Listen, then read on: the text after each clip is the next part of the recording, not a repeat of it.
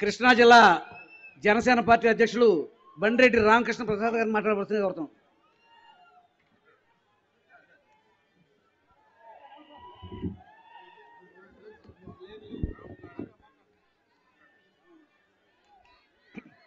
వేదికపై ఉన్న తెలుగుదేశం పార్టీ జాతీయ అధ్యక్షులు గౌరవనీయులు శ్రీ చంద్రబాబు నాయుడు గారికి, అలాగే వేదికను అలంకరించిన పెద్దలందరికీ నా నమస్కారాలు.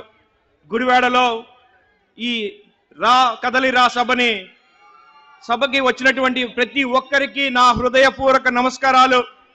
మచిలీపట్నం పార్లమెంట్లో జరుగుతున్నటువంటి ఈ సభని విజయవంతం చేసినందుకు మీ అందరికీ నా కృతజ్ఞతలు. సామాన్యుడు తలుచుకుంటే ప్రజాస్వామ్యంలో సామ్రాజ్యాలు కూలిపోతాయి. ఆ సామాన్యుడికి ఆ శక్తిని అందించింది మన డాక్టర్ బిఆర్ సాహెబ్ అంబేద్కర్ గారు రాజ్యాంగం ద్వారా అందించారు.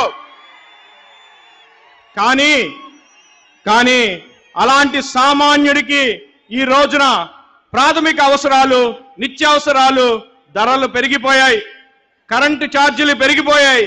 ఇంకోటి, ఈరోజు ఫ్యాన్ వేసుకోవాలంటే సామాన్యుడు భయపడుతున్నాడా లేదా? నిజమా కాదా?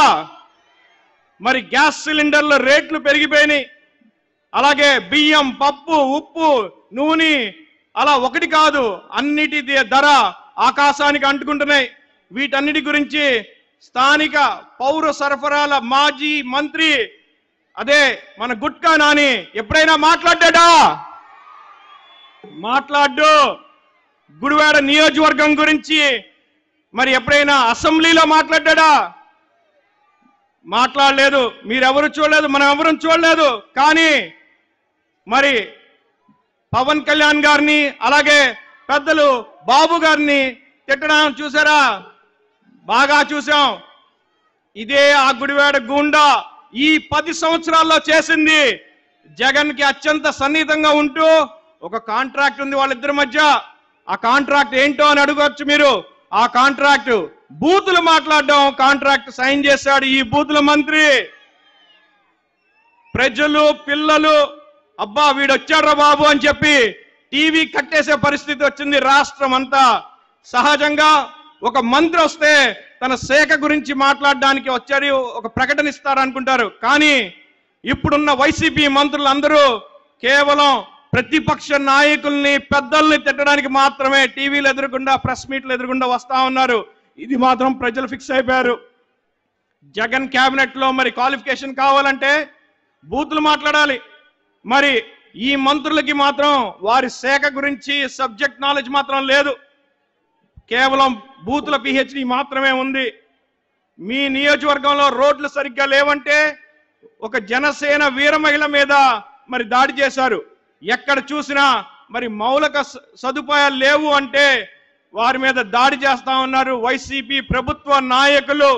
ఇంకెన్నాళ్ళు భరిస్తాం ఈ దుర్మార్గ దౌర్జన్య దారిద్రపు ప్రభుత్వానికి? స్వస్తి పలుకుదాం. సోదరులారా, సోదరీమణులారా, అవకాశం వచ్చింది. ప్రజలారా తిరగబడండి. మీ ఓటుతో మన అభివృద్ధిని, కంటకులను ఇంటి దగ్గర కూర్చోబెట్టండి. అభివృద్ధి కోసం, ప్రజాసేవ కోసం సామాన్యుడి ప్రభుత్వాన్ని జనసేన, తెలుగుదేశం కలిసి ఏర్పాటు చేసుకుందాం. మనందరి ప్రభుత్వం 2024లో స్థాపించుకుందాం. తెలుగుదేశం, జనసేన ఉమ్మడి అభ్యర్థులను గెలిపించుకుందాం. అలాగే మన గుడివాడ నియోజకవర్గంలో మన వెనుగళ్ల రాము సోదరుని గెలిపించుకుని అఖండ మెజార్టీతో గెలిపించుకుందాం. జై జనసేన, జై తెలుగుదేశం, జై హింద్. ఇంతవరకు ఈ అవకాశాన్ని ఇచ్చినటువంటి పెద్దలందరికీ కృతజ్ఞతలు తెలియజేసుకుంటూ జై హింద్. గుడివాడ నియోజకవర్గ